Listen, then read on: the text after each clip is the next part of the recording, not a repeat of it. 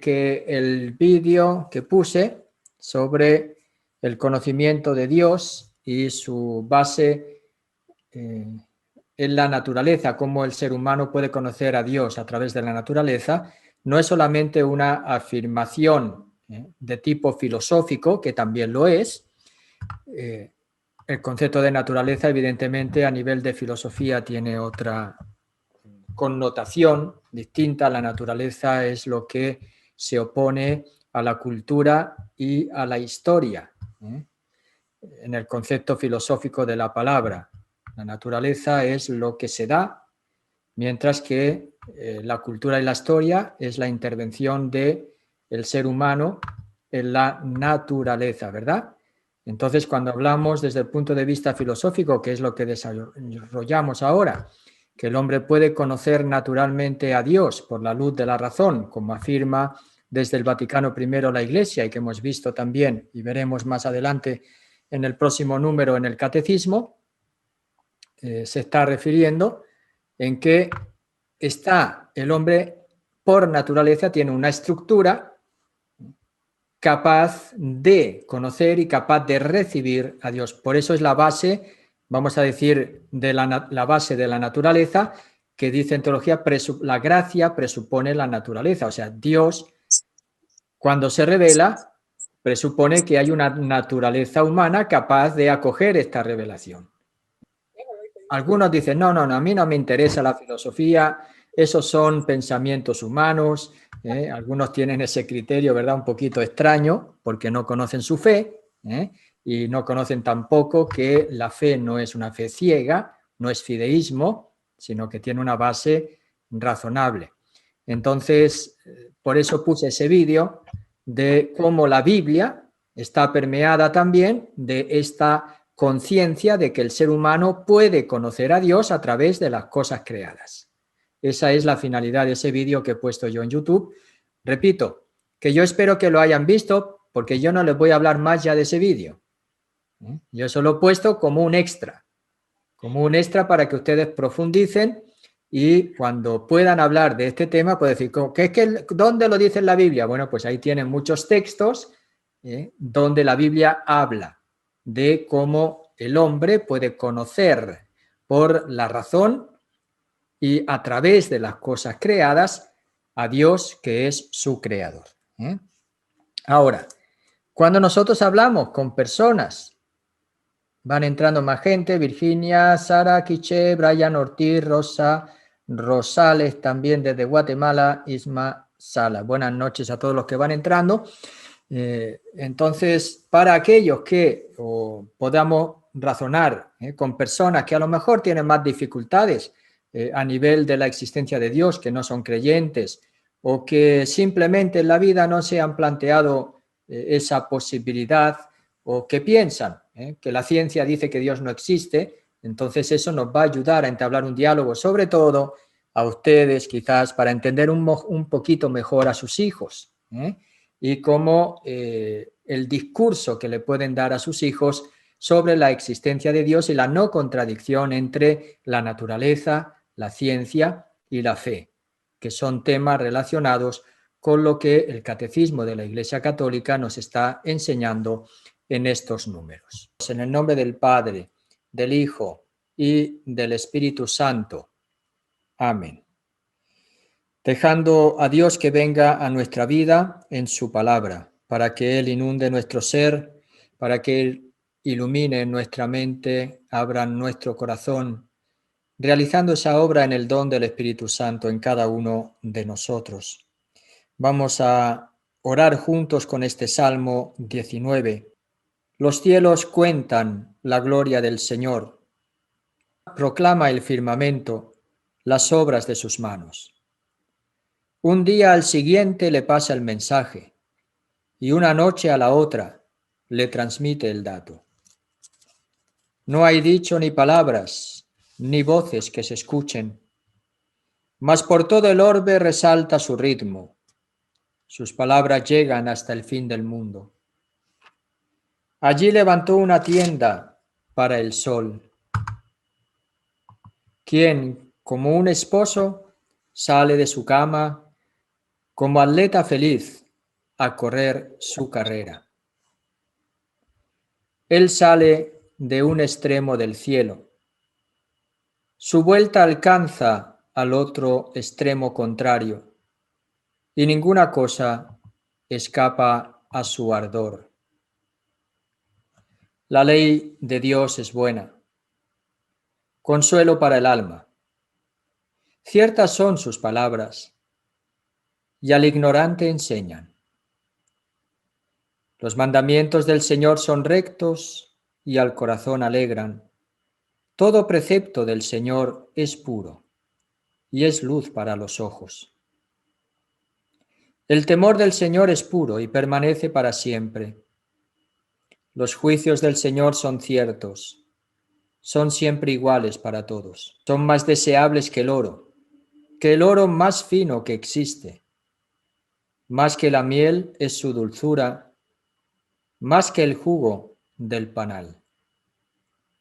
También tu siervo en ellos se fija.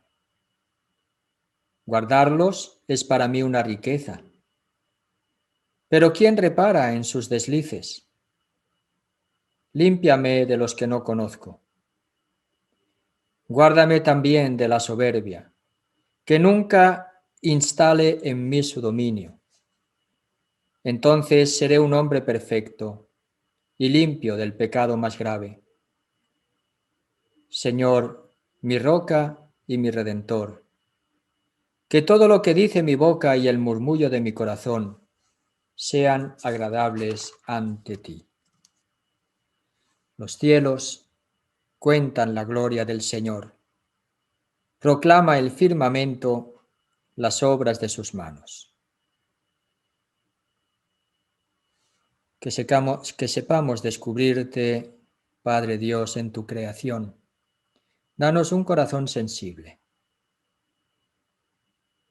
Danos una mente en búsqueda continua de tu presencia en las cosas creadas, en el universo, en nuestra tierra, en la naturaleza,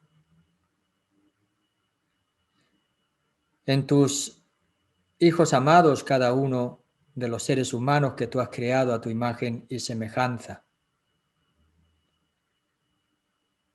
en el orden, en la belleza, en la finalidad, en esa ley que has puesto tú en nuestros corazones, que es tu ley, pero que es parte de nuestra naturaleza humana. Que sepamos descubrirte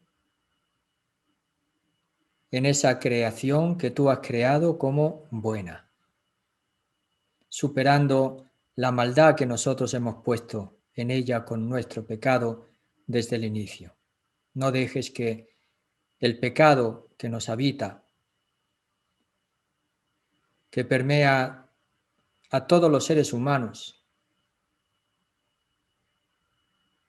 pues venza esta posibilidad de reconocerte, de conocerte, de encontrarte, de desearte y de tenerte para siempre. Gracias por todo lo que nos has dado y nos das cada día. Ven, Espíritu Santo, llena los corazones de tus fieles y enciende en ellos el fuego de tu amor. Envía, Señor, tu Espíritu y serán creadas las cosas y renovarás la faz de la tierra. Oh Dios, que has iluminado los corazones de tus fieles con la luz del Espíritu Santo, concédenos el saber obrar animados de este mismo Espíritu, para gustar siempre del bien y gozar siempre de su consuelo, por Jesucristo nuestro Señor. Amén. Seguimos con esa primera parte del primer capítulo también del Catecismo de la Iglesia Católica, que nos está hablando del conocimiento de Dios y de la fe. Empezó hablando de la fe, ¿verdad? Definiendo lo que es la fe como esa respuesta del hombre a Dios que se revela y que se entrega a él. Así es lo que se definió o cómo define el catecismo la fe.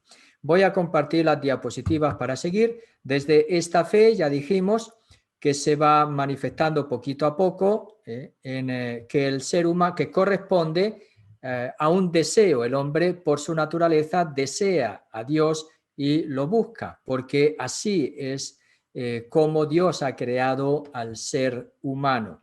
Y esta búsqueda de Dios corresponde al deseo de Dios de entregarse a Él. Esta búsqueda se va a manifestar a lo largo de la historia, ya vimos con esto que hemos llamado el sentimiento religioso. Todas las religiones manifiestan de una manera u otra esta búsqueda de Dios de la humanidad, íncita ya en la naturaleza del hombre. Acabamos de ver el número 31. Creo que fue el último número que vimos, donde se expresa que el hombre ha sido creado a imagen de Dios y por lo tanto que el hombre ha sido llamado para conocer y amar a Dios, y eso se expresa en esa búsqueda de Dios a lo largo de toda la historia de la humanidad. En esa búsqueda de Dios, expresada en las religiones diversas, el hombre descubre vías para acceder al conocimiento de Dios que se pueden definir como pruebas o argumentos convergentes. Un argumento convergente, que eso es lo que se quiere decir cuando se dice pruebas, no son pruebas científicas en el sentido que hoy lo entendemos de las ciencias experimentales.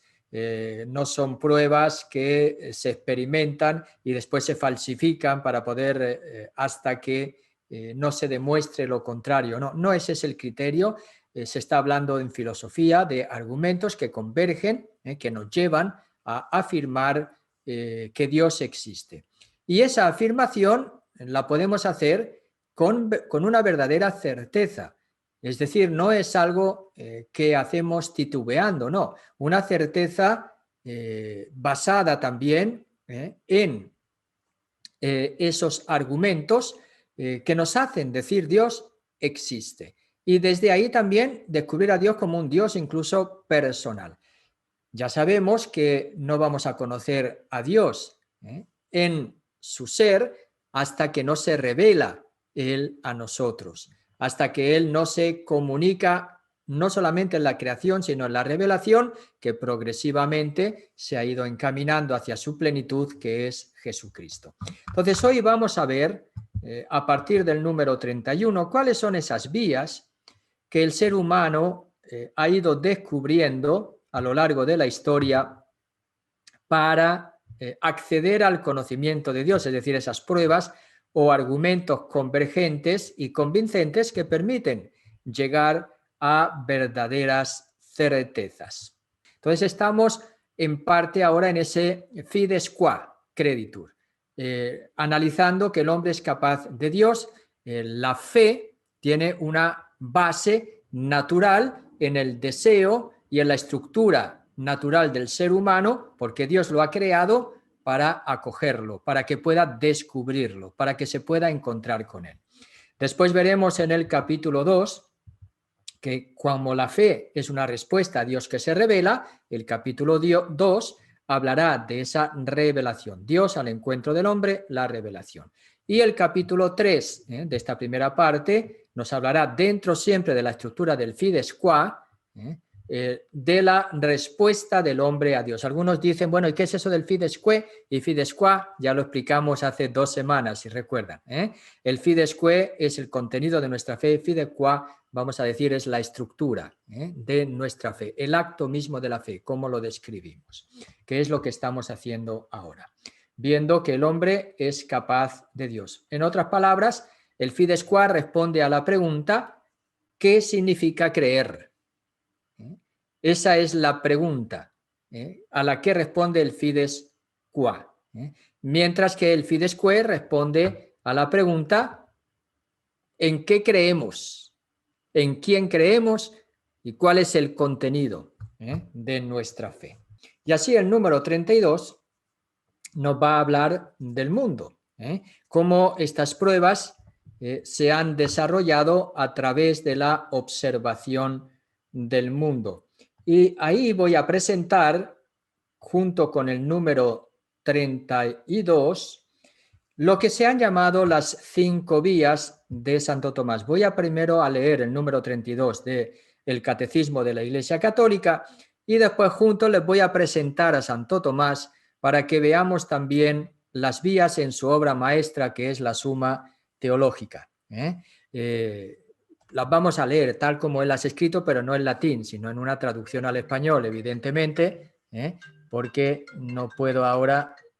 Primero tendría que enseñarle el latín, o mejor dicho, primero tendría que aprender yo bien el latín para poder enseñarle el latín, ¿verdad? Pero no es el objetivo de nuestras comunidades. El objetivo es transmitir cómo a lo largo de la historia el hombre ha llegado al conocimiento de Dios, también por medio de la razón. Y alguien importante en este camino ha sido evidentemente Santo Tomás de Aquino. Pues nos dice el número 32. A partir del mundo se puede descubrir a Dios. Y dice, a partir del movimiento y del devenir, aquí hay, si nosotros vemos en el esquema, después lo vamos a ver, por el movimiento, el movimiento y el devenir, está hablando. De la contingencia, aquí también podrá la contingencia, por la contingencia de los seres, también en esta parte. Y por el orden y la belleza del mundo, por el orden del universo y la finalidad interna de los seres naturales. ¿Ven? Casi el catecismo recoge estas vías presentadas por Santo Tomás en su obra maestra, la Suma Teológica, para llegar al conocimiento de Dios. Dice, se puede llegar a conocer a Dios como origen y fin del universo. ¿Ven?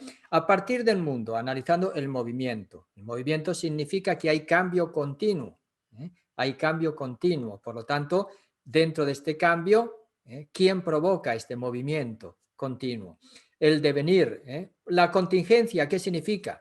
La contingencia significa que hay seres que no existen. Un ser contingente es un ser que no existe por sí mismo. Entonces, si no existe por sí mismo, existe por otro.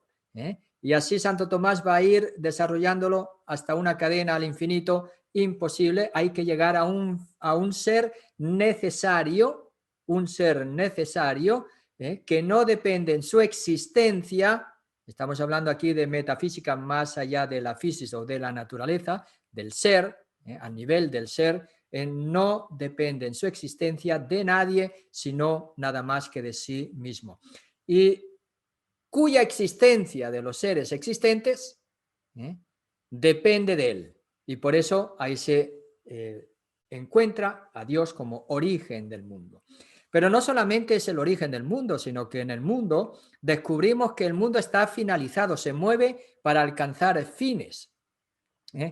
La misma evolución se va desarrollando hasta llegar, por ejemplo, al ser humano, en unos saltos cualitativos en las especies que no son explicables si no hay alguien que está guiando esa finalidad del universo. El mismo San Pablo va a decir que todo el universo gime como en dolores de parto, esperando la plena manifestación de la gloria de Dios.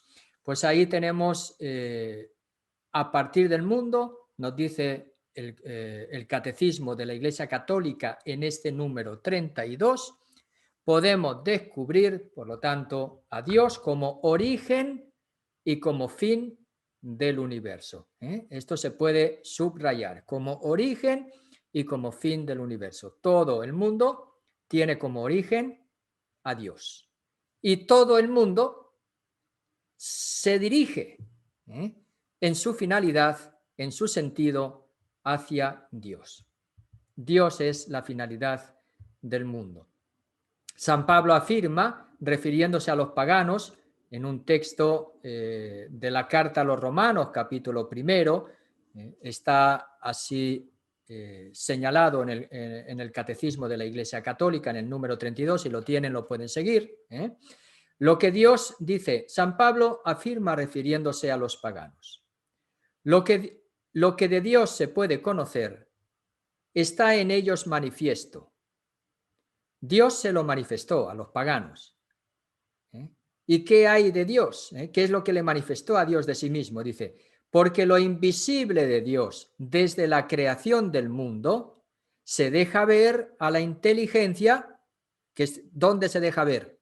A la inteligencia. Entonces el hombre con su inteligencia, dice San Pablo a los romanos, puede ver cómo Dios se manifiesta en la creación del mundo. Entonces, porque lo invisible de Dios desde la creación del mundo se deja ver a la inteligencia a través de sus obras.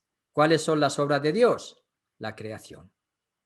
Entonces, a través de las obras de Dios, el hombre puede descubrir con su inteligencia al Dios invisible que ha creado el universo. Aún más, dice, lo puede ver en su poder eterno y en su divinidad. O sea, puede descubrir a Dios en su poder eterno, manifestado en la creación, y en su divinidad, es decir, en su dependencia de la creación de Dios. Esto está en Romanos 1, 19, 20, si lo quieren leer, y Hechos de los Apóstoles, también ya lo leímos, 14, en este vídeo que yo les he dado están estas citas. También el libro de la sabiduría, capítulo 13, versículos 1 a 9. Dice también San Agustín en su sermón 241 algo que es muy bonito, porque San Agustín todo lo que dice, casi todo lo que dice es bonito.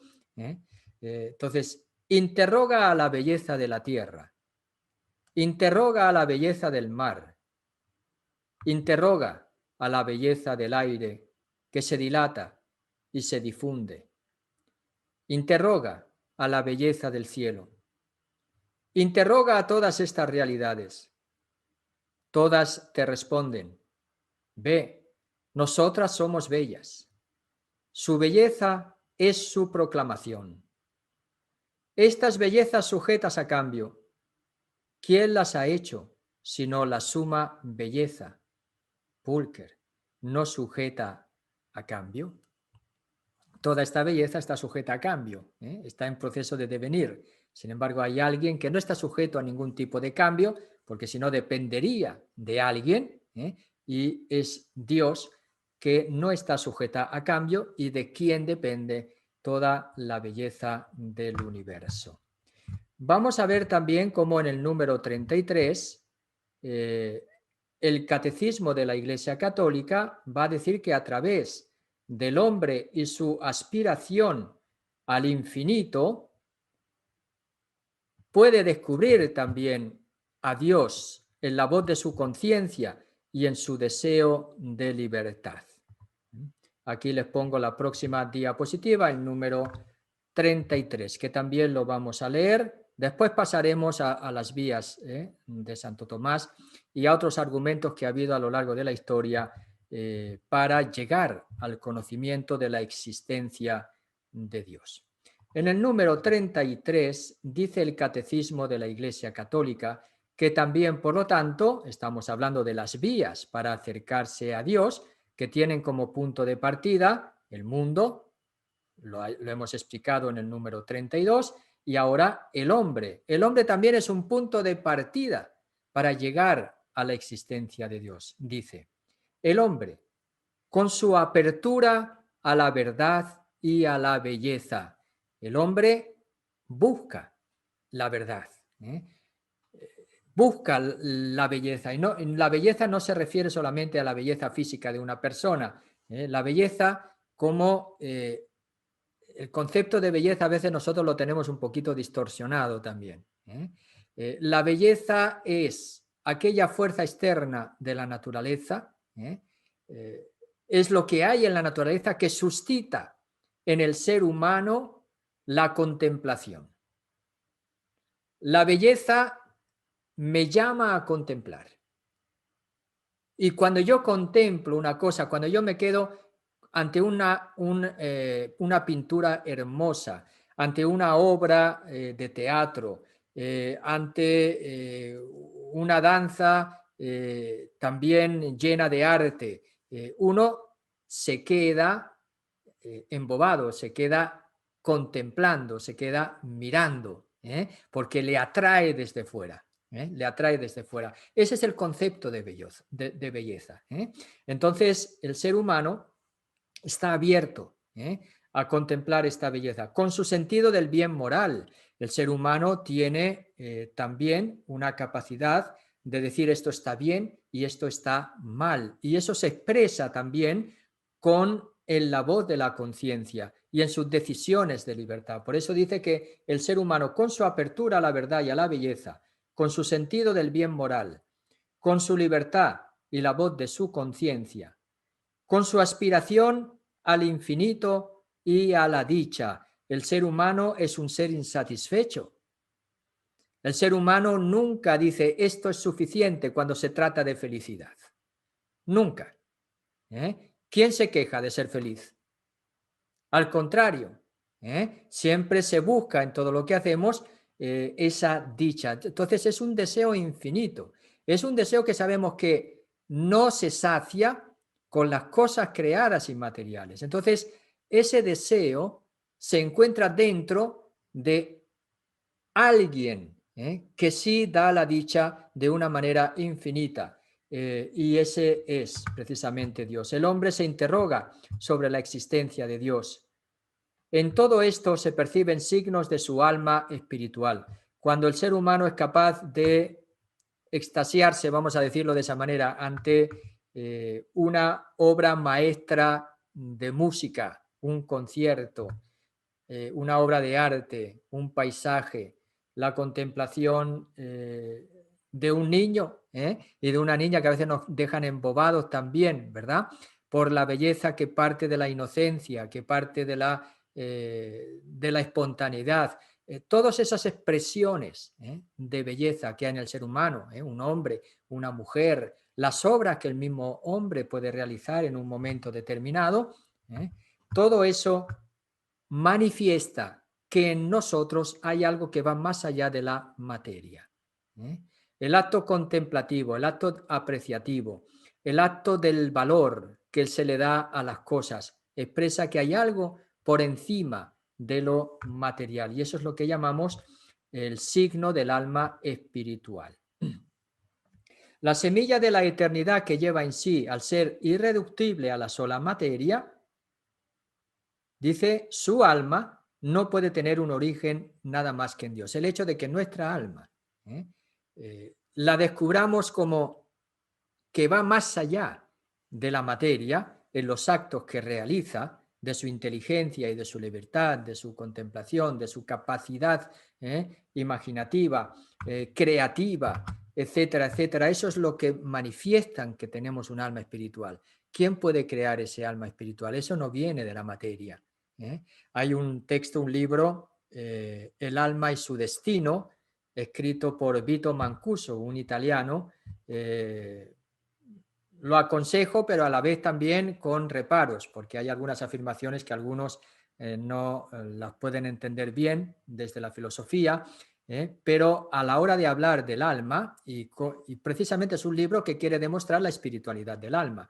Y una de las pruebas que presenta es cómo a través de la evolución hay saltos cualitativos que no son explicables si no hay una fuerza inteligente, un ser inteligente, que esté interviniendo directamente en ese proceso evolutivo. Y esos saltos cualitativos son el paso que conocemos bien en la evolución, que son de la nada al ser.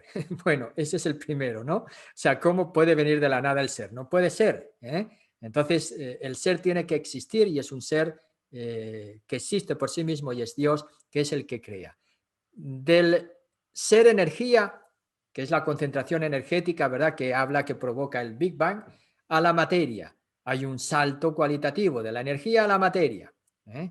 Otro salto cualitativo de la materia a la vida. Y no solamente, saltos cualitativos ahora desde la vida misma. Se pasa desde la vida, por ejemplo, vegetal, a la vida animal. De la vida animal a la vida humana. Son saltos cualitativos. ¿Dónde están las cadenas de esos saltos? No las tienen los científicos.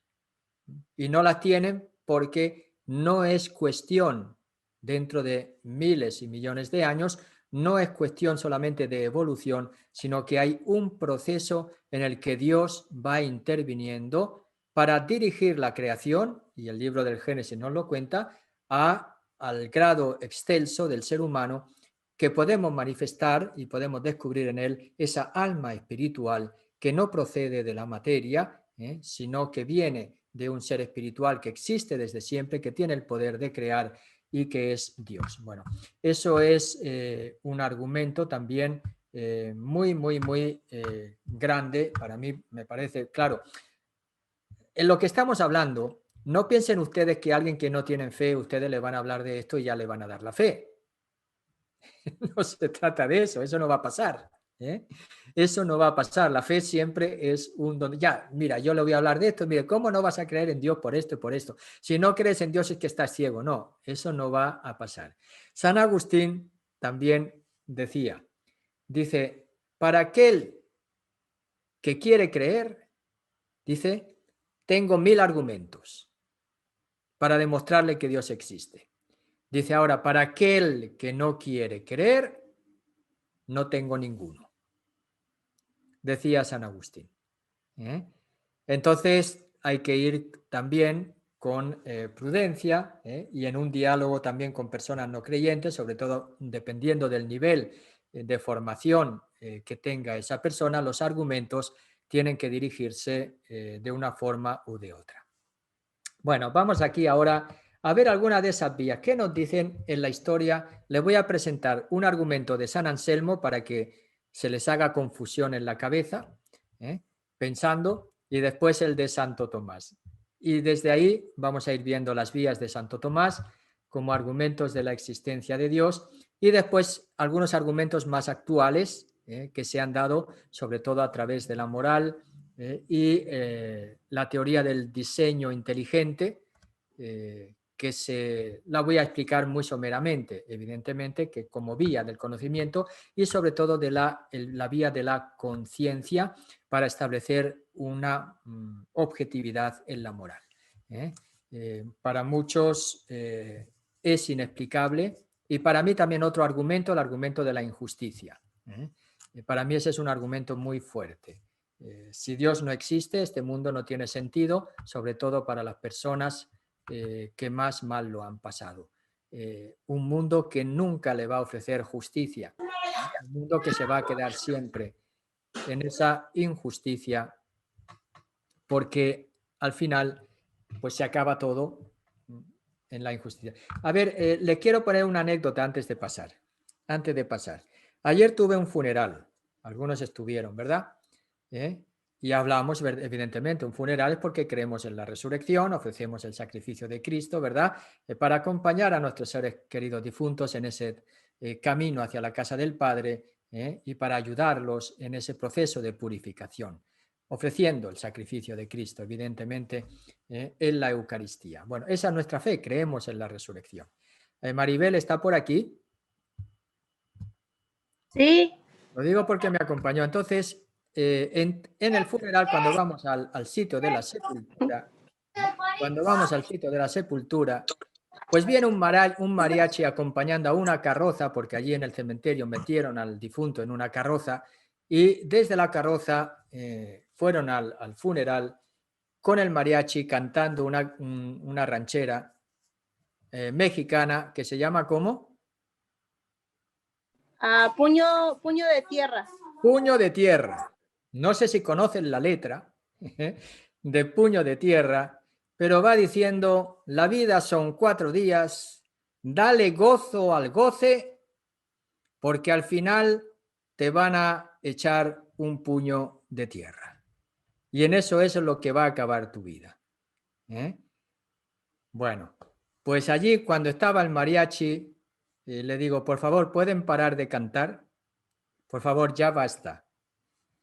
Y le dije, lo que ustedes están cantando va en contra de todo lo que estamos haciendo. Nosotros estamos enterrando porque creemos en la resurrección y ustedes están cantando algo que está diciendo que aquí se acabó todo.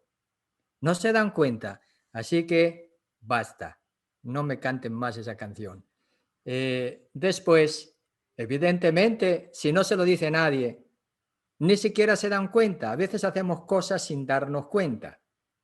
No percibimos lo que estamos haciendo. Y al final, cuando ya di la bendición y todo, voy al mariachi y digo, bueno, canten. Digo, pero canten algo bonito. Canten algo que lo lleve al cielo. Y entonces empezaron a cantar. ¿Cuál es la canción que empezaron a cantar? Padre, cantaron después la de Más allá del sol. Más allá del sol, ya, más allá del sol. Bueno, empezaron a cantar Más allá del sol. Pues ahí vemos cómo muchas veces nosotros, sin darnos cuenta también, no percibimos lo que decimos y en el cómo vivimos no nos damos cuenta de las cosas. Fue interesante esa experiencia. Vamos ahora al argumento de San Anselmo. Ese argumento de San Anselmo muchas personas no lo acogen y no lo aceptan como argumento de la existencia de Dios. A mí me parece, se llama el argumento ontológico. A mí me parece que sí, que vale, que es válido. Eso es simplemente para que lo sepan, por si no han oído hablar de él, de San Anselmo de Canterbury. Este es el argumento ontológico. Entonces dice, si Dios solo existiera en mi mente, cabría pensar en otro ser superior a él que existiera también en la realidad. Pero como Dios es lo máximo que se puede pensar, dice, lo más perfecto que cabe concebir, dice, ha de existir también en la realidad, ya que si no, no sería lo máximo que se puede pensar. Esto es lo que dice San Anselmo de Canterbury. Por lo tanto, dice, Dios necesariamente ha de existir. Algunos dicen, es que porque tú lo pienses no significa que exista. Pero no es ese el argumento de San Anselmo de Canterbury. Él está hablando de la idea de perfección que yo tengo, que solo Dios corresponde al ser más perfecto que existe.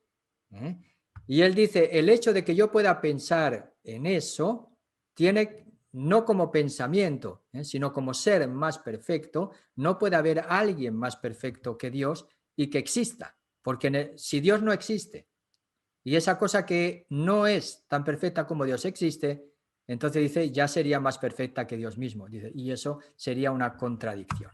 Bueno, ahí se la dejo, no le voy a demostrar nada. La crítica más grande que se le hace es que el hecho de que tú pienses no significa que algo exista. Esa es la crítica más grande que se le ha hecho a San Anselmo. El argumento ontológico de San Anselmo. Dice, así pues, oh Señor, tú que das la inteligencia de la fe, concédeme en cuanto este conocimiento me puede ser útil. El comprender que tú existes, como lo creemos, y que eres lo que creemos. Creemos que encima de ti no se puede concebir nada por el pensamiento. Se trata, por consiguiente, de saber si tal ser existe, porque el insensato ha dicho en su corazón, no hay Dios. Pero cuando me oye decir que hay un ser por encima del cual no se puede imaginar nada mayor, este mismo insensato comprende lo que digo. El pensamiento está en su inteligencia, aunque no crea que existe el objeto de este pensamiento. El pensamiento está, a lo mejor yo creo que no existe, pero ese pensamiento está en mi inteligencia. Porque una cosa es tener la idea de un objeto cualquiera y otra, creer en su existencia. Porque cuando el pintor piensa de antemano en el cuadro que va a hacer, lo posee ciertamente en su inteligencia, pero sabe que no existe aún, ya que todavía no lo ha ejecutado. Cuando, por el contrario, lo tiene pintado, no solamente lo tiene en el espíritu, pero sabe también que lo ha hecho. El insensato tiene que convenir en que tiene en el espíritu la idea de un ser por encima del cual no se puede imaginar ninguna otra cosa mayor. Porque cuando oye anunciar este pensamiento, lo comprende. Y todo lo que se comprende está en la inteligencia. Y sin duda ninguna, este objeto por encima del cual no se puede concebir nada mayor, no existe en la inteligencia solamente, porque si así fuera, se podría suponer por lo menos que existe también en la realidad nueva condición que haría a un ser mayor que aquel que no tiene existencia, más que en el puro y simple pensamiento. Por consiguiente, si este objeto por encima del cual no hay nada mayor estuviese solamente en la inteligencia, sería, sin embargo, tal que habría algo por encima de él. Conclusión que no sería legítima. Existe, por consiguiente, de un modo cierto, un ser por encima del cual no se puede imaginar nada, ni en el pensamiento, ni tampoco en la realidad. Y este ser es Dios. Para nosotros que creemos, pues no tenemos ningún problema en decir este tipo de cosas, porque partimos de la fe. Pero para el que no cree, es ahí cuando tiene su dificultad y le buscará si este argumento es válido o no es válido, o si tiene algún error en la lógica a la hora de ser presentado. Y repito, la mayor crítica es que se pasa del nivel del pensamiento al nivel del ser, y al nivel de algo que se tiene en el pensamiento a un nivel del ser. Entonces, eso es un paso que no es lícito en la lógica. Entonces, aunque pueda tener razón en lo que está diciendo, vamos a ver ahora los argumentos de Santo Tomás. Es lo que se llama la suma teológica prima secunde. Es decir, la primera parte, aquí está, el artículo primero. Aquí vemos Dios, y esa es la pregunta que se hace Santo Tomás. ¿Dios es o no evidente por sí mismo? Va a decir que Dios no es evidente por sí mismo, pero hace sus distinciones. No vamos a leer. Él siempre parte de la objeción que se hace. Dice, objeción por las que parece que Dios es evidente por sí mismo. Evidentemente, dice, contra esto va a decir, ¿verdad? Nadie puede pensarlo. Bueno, a él pone, no es evidente por sí mismo. Segundo artículo, la existencia de Dios es o no es demostrable. Él distingue, el primero dice, hay algunos que dicen, no es demostrable la existencia de Dios. Pone los argumentos que había. Estamos hablando del siglo XIII, en la época de Santo Tomás aproximadamente. Digo porque yo por las fechas no soy muy fiable, pero creo que sí es el siglo XIII. Entonces, contra esto, entonces dice, sí, es demostrable la existencia de Dios, pero ¿de qué tipo de demostración se trata? Y entonces viene en el artículo 3 para decir, ¿existe Dios o no existe Dios? Y es ahí cuando presenta él las 5 maneras distintas con las que dice él puede ser probada la existencia de Dios. Empieza como dice la Biblia, dice, el necio dice que Dios no existe. Así dice Santo Tomás en las objeciones, dice, por las que parece que Dios no existe, ¿no? Y entonces empieza a decir cuáles son las objeciones que en su tiempo se conocían para argumentar sobre la no existencia de Dios. Entonces dice, contra esto, alude a la Escritura, está el libro del Éxodo, que dice de Dios que yo soy el que soy, es decir, diciendo que está diciendo Dios que yo soy el que existe, el ser por excelencia. Por lo tanto, eso iría en contra de nuestra fe, afirmar que Dios no existe. Entonces, ¿cuáles son las vías que presenta él para la existencia de Dios? Entonces tiene aquí la primera vía de las 5 maneras en las que él dice que puede ser probada la existencia de Dios. Dice, la primera, dice, y la más clara para él, para mí la más clara y la más contundente es la de la contingencia de Santo Tomás, como para muchos teólogos y filósofos, pero estas también convergen hacia la existencia de Dios. Dice, la primera y la más clara es la que se deduce del movimiento, dice. Ahí estoy leyendo como él argumenta, así por lo menos leemos la fuente, que es Santo Tomás. Dice, pues es cierto, y lo perciben los sentidos, que en este mundo hay movimiento. Dice, y todo lo que se mueve es movido por otro. sea, no hay nada que se mueva por sí mismo, es movido por otro.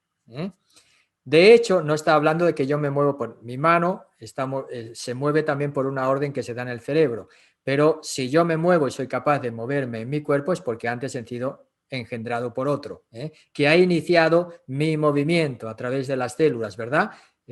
Bueno, del esperma y también y del óvulo, que han iniciado el movimiento. Alguien con su acción ha iniciado el movimiento que me ha dado a mí la autonomía de moverme y así sucesivamente. Entonces dice, todo lo que se mueve es movido por otro. De hecho, nada se mueve a no ser que en cuanto potencia esté orientado a aquello para lo que se mueve. Por su parte, quien mueve está en acto. Para que hay que entender, Santo Tomás habla de la potencia y habla del acto. El ser en potencia es lo que uno puede ser, pero todavía no es. ¿Okay? Yo estoy aquí sentado, pero puedo levantar. En acto estoy aquí sentado, pero en potencia yo puedo levantarme, ¿verdad? Entonces yo me levanto y ya no estoy en potencia levantado, sino que estoy en acto levantado, ¿ok? Es para que entienda eso de la potencia y del acto en Santo Tomás. Dice, pues mover no es más que pasar de la potencia al acto. Es decir, es pasar de lo que yo puedo ser, de lo que yo no soy todavía a lo que ya voy a ser o voy a llegar a ser con el movimiento.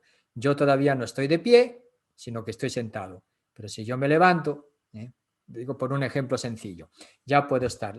Pone él algunos ejemplos aquí. La potencia no puede pasar al acto más que por quien está en acto. Y pone el ejemplo del fuego. Dice, el fuego en acto caliente, el fuego está en acto caliente, ¿verdad? Dice, hace que la madera, que todavía no está caliente, sino en potencia caliente, pase caliente al acto. Si yo quemo la madera, entonces la madera ya pasa al acto, al ser caliente. Dice, de este modo la mueve y la cambia. El fuego cambia la madera, la hace pasar de la frialdad de la madera al ser caliente cuando la quema y la transforma y la puede hacer también cenizas. Pero no es posible que una cosa sea lo mismo simultáneamente, en potencia y en acto. En otras palabras, el fuego no puede estar frío y caliente a la misma vez. Es lo que está diciendo. O la madera. Okay. Solo lo puede ser respecto a algo distinto, evidentemente. Ejemplo. Lo que es caliente en acto no puede ser al mismo tiempo caliente en potencia. Pero sí puede ser en potencia frío. Si se apaga el fuego, se acabó. Igualmente, es imposible que algo mueva y sea movido al mismo tiempo, o que se mueva a sí mismo. Todo lo que se mueve necesita ser movido por otro. Pero si lo que es movido por otro se mueve, necesita ser movido también por otro, y este por otro. Este proceder no se puede llevar indefinidamente, porque no se llegaría al primero que mueve. Y así no habría motor alguno, pues los motores intermedios no mueven más que por ser movidos por el primer motor. Un ejemplo. Un bastón no mueve nada si no es movido por la mano. Por lo tanto, es necesario llegar a aquel primer motor al que nadie mueve. Todos reconocen, y en todos reconocen a Dios. Ahí está la primera vía de Santo Tomás a través del movimiento, no del movimiento solamente físico. Cuando Tomás está hablando del movimiento, está hablando también del movimiento ontológico. Porque uno puede decir, yo me muevo por mí mismo, pero repito, tú no te has engendrado a ti mismo. O sea, el acto del movimiento tuyo comienza en el acto de ser engendrado por tus padres. ¿Me estoy explicando? Para que no caigamos en la falacia de decir, bueno, pues hay cosas que se mueven por sí mismas, y las cosas orgánicas, las cosas que tienen vida, se mueven por sí mismas, pero han iniciado el movimiento por otro. Eso es lo que dice. Esa cadena, dice, no llega al infinito. Entonces tiene que haber alguien que no es movido por nadie y que es el origen del movimiento de todo el universo. Y aquí lo dejo por el día de hoy, para que podamos también llegar a preguntas y aclaraciones, y la semana que viene seguiremos con las otras vías de Santo Tomás sobre la existencia de Dios, para que no nos vayamos ya demasiado lejos en cuanto a la segunda, la tercera, la cuarta y la quinta. Así nadie podrá decir que ustedes nunca han leído cuando hablen de las vías de Santo Tomás para la demostración de la existencia de Dios, que todos nunca han leído a Santo Tomás. Aquí lo tienen, Santo Tomás. Que sepamos construir esa casa común para todos los seres humanos, sepamos cuidarla también y sepamos trabajar para que en esa casa común sea un hogar confortable para todos los seres humanos que la habitan, que no nos apropiemos de esa casa común para los intereses privados, y que sepamos que tú las has puesto ahí, nos las has dado como regalo a cada uno de nosotros, que también nuestra mente no se oscurezca, que nuestra mente se clarifique desde la humildad, desde la sencillez del corazón y desde la auténtica sabiduría. Y la bendición de Dios Todopoderoso, Padre, Hijo y Espíritu Santo, descienda sobre ustedes y permanezca para siempre. Amén.